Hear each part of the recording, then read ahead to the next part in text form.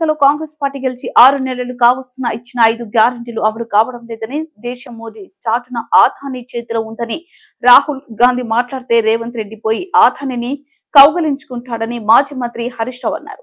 సిద్దిపేట జిల్లా గజ్వేల్లో ఓ private function హాల్లో మాజీ ముఖ్యమంత్రి కేసీఆర్ ను మూడోసారి ఎమ్మెల్యేగా గెలిపించినందుకు గాను గజ్వేల్ నియోజకవర్గ ప్రజలకు కృతజ్ఞత సభ ఏర్పాటు చేసిన సందర్భంగా సభకు హాజరైన మాజీ మంత్రి హరీష్ రావు మాట్లాడుతూ 2 జాతీయ పార్టీల కుట్రలను కట్టడి చేసి కేసీఆర్ ను భారీ మెజారిటీతో గెలిపించినందుకు గజ్వేల్ నియోజకవర్గ ప్రజలకు కృతజ్ఞతలు తెలిపారు. అసెంబ్లీలో కూడా కాంగ్రెస్ వాళ్లు గజ్వేల్ మీద ఎక్కసాన్ని ప్రదర్శించారని మండిపడ్డారు. బీఆర్ఎస్ ప్రభుత్వం గజ్వేల్లో హత్య కుట్ర రాజకీయాలను తిరగరాసిందని కేసీఆర్ ప్రభుత్వాన్ని కొనియాడారు. బీఆర్ఎస్ ప్రభుత్వం అధికారంలో ఉన్నప్పుడు ఏ ఒక్క కాంగ్రెస్ పార్టీ నాయకుల మీద కేసులు పెట్టలేదని, కాంగ్రెస్ అధికారంలోకి వచ్చి 2 నెలలు కాలేదు కానీ బీఆర్ఎస్ నాయకులు కేసులు పెట్టడం సరికాదని సూచించారు.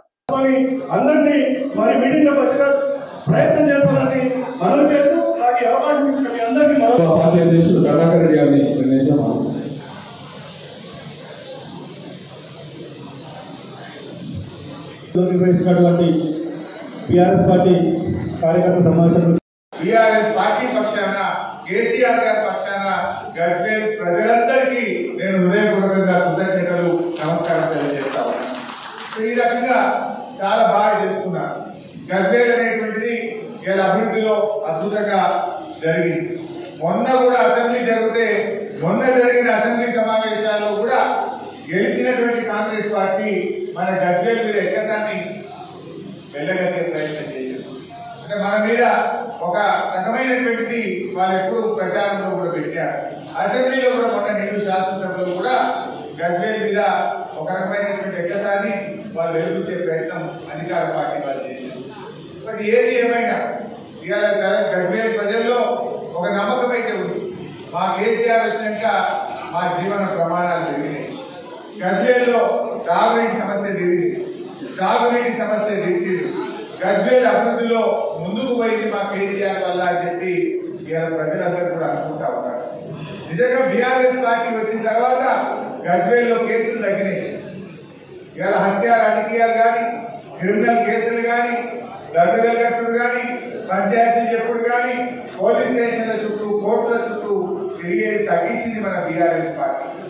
గత చరిత్ర ఎట్లా ఉండేదంటే గజ్వేల్లో అన్ని కేసులే, కుట్రలు కేసులు. ఈ గవర్నమెంట్ వస్తే వాని లోపలేసుడు, వాని గవర్నమెంట్ వస్తే వీని లోపలేసుడు. ఇది గజ్వేల్లో ఉన్న గత చరిత్ర. కానీ ఆ చరిత్రను తిరగరాసింది మన బీఆర్ఎస్ పార్టీయా కాదా మీరే ఒకసారి చెప్పండి. ముఖ్యమంత్రి గారే మన ఎమ్మెల్యే ఉన్నా ఏ ఒక్కరోజు ఒక కాంగ్రెస్ పార్టీని లోపలేసామా, అక్రమ కేసులు పెట్టామా, అట్లాంటి కుట్రలు చేసిన చరిత్ర మన పార్టీకి ఉందా? మన కేసీఆర్ ఎంతసేపు ప్రజలు గెలవాలి, ప్రజలు బాగుండాలి, గజ్వేల్ అభివృద్ధి చెందాలి, మన కుట్రలొద్దు, కుతంత్రాలొద్దు, కేసులొద్దు అని ఆయన ఎంతసేపు మంచి నీళ్ళు ఎట్టియాలి, సాగునీళ్ళు ఎట్టియాలి, రోడ్డు ఎట్లా బాగా చేసుకోవాలి, గజ్వేల్ పల్లెలు ఎట్లా బాగుపడాలని ఆలోచించాడు. అది ఇలా మనం చేసిన పని.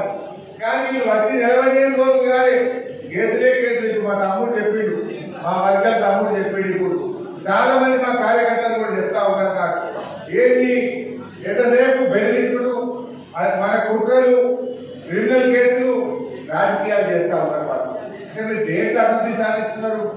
కేసీఆర్ గారేమో గజ్వేల్ను అద్భుతంగా మరి ఆయన అభివృద్ధిలో ముందుకు తీసుకుపోతే మీరు కేసుల్లో ముందుకు తీసుకుపోతున్నారు. కేసీఆర్ గారేమో గజ్వేల్ ప్రజల జీవన ప్రమాణాలు పెంచడంలో పోటీ పడ్డాడు. మీరేమో కేసులు, కుట్రలు, అక్రమ కేసులు పెట్టడంలో మీరు పోటీ పెడుతున్నారు. ప్రజలకు కావాల్సింది కేసులా? ప్రజలకు కావాల్సింది సంక్షేమ పథకాల? ప్రజలు కోరుకున్నది అభివృద్ధిని కోరుకున్నారు, సంక్షేమ కార్యక్రమాలు కోరుకున్నారు. కానీ మీరు చేస్తున్నది ఏంటంటే ఇవాళ మా పిఎస్సిఎస్ చైర్మన్లను దించడం, మా ఎంపీలను దించడం, మున్సిపల్ చైర్మన్ల మీద బెదిరించి అవిశ్వాసాలు పెట్టడం, కేసులు పెట్టడం మీద మీరు